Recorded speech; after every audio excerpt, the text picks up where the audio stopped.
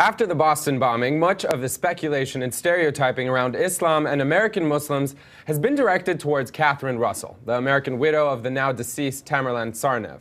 Now, media reports have suggested that Russell, who converted to Islam, was coerced and controlled by her husband, an all-American girl brainwashed by her fanatic husband, if you will.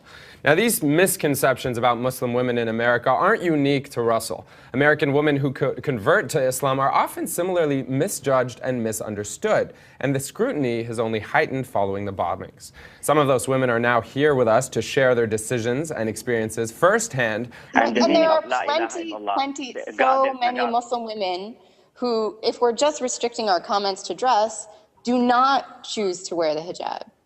Yes. Whether or not, like, honestly, choosing to wear the hijab makes your life more difficult. It's a way in which you experience more prejudice. Based on a desire, if you will, to please God and only God. He should be foremost in your life. And really, I started wearing the hijab before I even made my shahada and decided to become Muslim.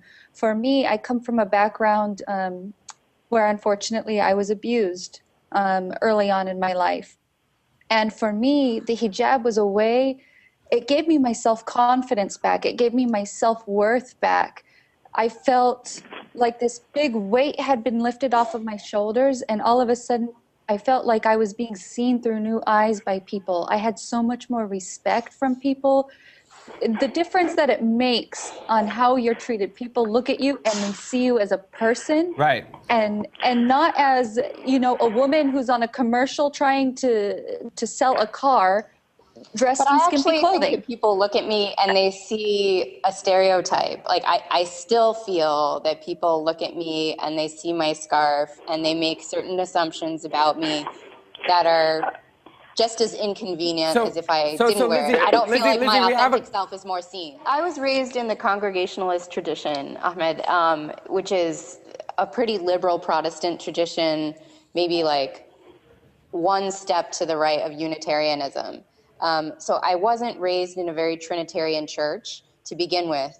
And when I started to learn, I mean, look, you know, you mentioned earlier that my brother converted before I did, and I learned most of my Islam from him, but there were 7 years in between when he converted and when I converted. So I spent a long time thinking about this and asking questions. And what was it, though? But what were those answers that Terry referred to that brought you solace or brought you comfort or brought you whatever it is that makes you a Muslim? Joy, peace, modesty? So I think what I wanted from myself was a more intimate and visceral relationship with God than what I felt my home church offered me. You know, I loved the way Muslims prayed. I loved that they prayed with their bodies. I loved that they prayed multiple times a day. I didn't feel like I was getting the spiritual food that I needed by just going to church once a week. Although there are many lovely things about church, and there are a lot of things that I miss about it now. Right. It's very different. And so for me, you know, I really wanted what I felt like, you know, was like a direct line to God all the time. And I felt like Islam offered that, and I felt like the theology was just beautiful.